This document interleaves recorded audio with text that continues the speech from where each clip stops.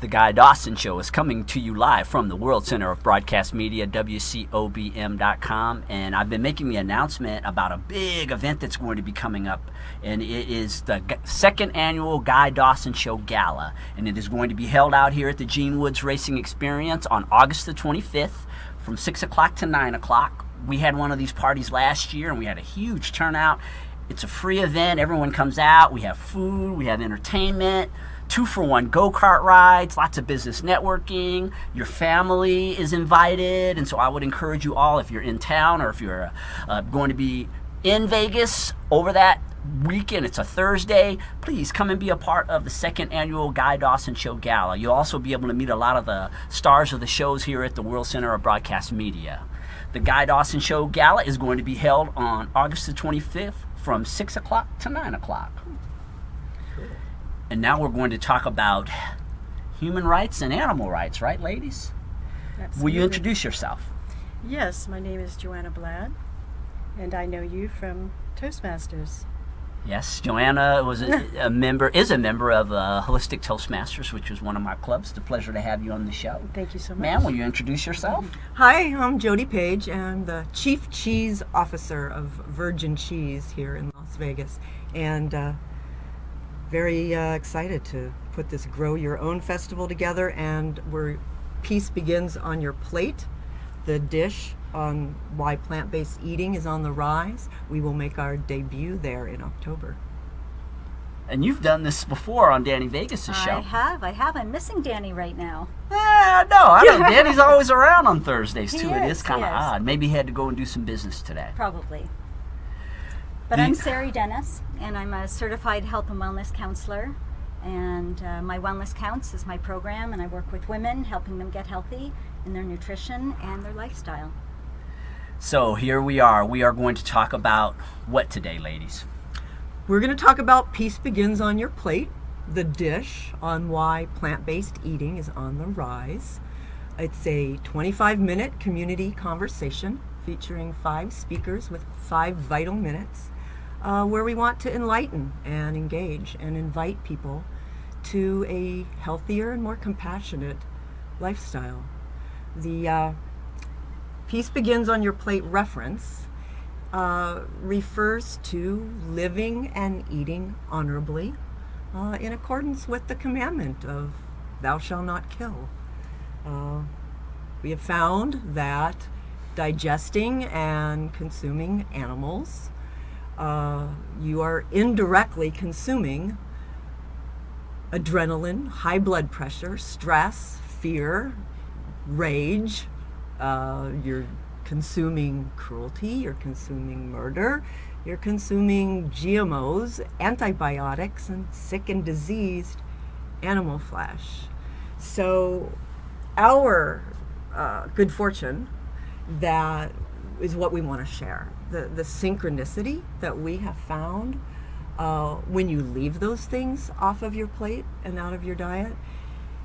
It's we're going to try to describe that to you over the next segment, but it is an alignment of your mind, heart, soul, gut, and body when you are able to leave those things off your plate. Why would a person want to have purely a plant-based diet rather than to have meat? I mean, I know you were talking about some of the health detractors of eating meat, but for so many people it's so foreign to them to be having a plant-based diet. That's true.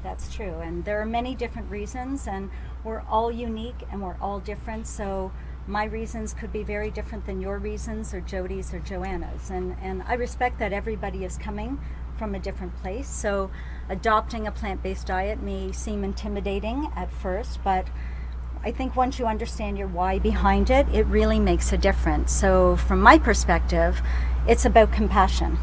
It's about choosing compassion and putting that at the center. And that's, I think, a choice that we can all agree on, that being a compassionate person, leading a compassionate life is important for our health, for the animals, and for the planet.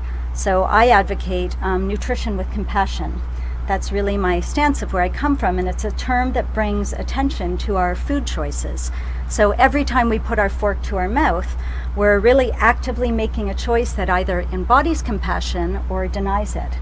For 45 years, I ate animals, and I never thought about it. I never thought about the life of the animal, or where she came from, or how she got there, or what she went through. And as soon as I learned about it 7 years ago, that was it. Overnight, I didn't do it anymore. And it brought wonderful benefits to my health. But I see myself today as a reformed carnivore. That's how I describe myself. And I really see meat as an acronym for manufacturing endless animal torture, MEAT. And it really is. I think about all the animals across the world who are suffering needlessly just so that we can eat them, right? I think about how we place the importance of our taste buds above their suffering, and how one 30-minute meal trumps the value of an entire life. And as an animal lover and a dog mom, how do I reconcile that, loving my dog and caring for my dog, and yet turning around and cutting into a cow or cutting into a pig? I cannot do that anymore. And so making that connection is my motivation. Today my plate is filled with color and love and life and vibrancy, and my health has benefited from it tremendously. So for people, health is another motivating factor, right? We all know the benefits, and plants are cholesterol free, they're low in saturated fat, they're alkaline forming, they're filled with wonderful nutrients, vitamins, and protein, calcium, oxygen, everything we need to be healthy. And so we're kind of living in an unhealthy world now, where obesity is on the rise, people are getting sicker, and medical costs are growing, and it's just such a great solution to that. Joanna, I know you and I have had many conversations about this, and there was a question that I posed to you once, which you gave me an answer that I've been thinking about ever since. And I said, I had asked you, people have been eating meat through all of time.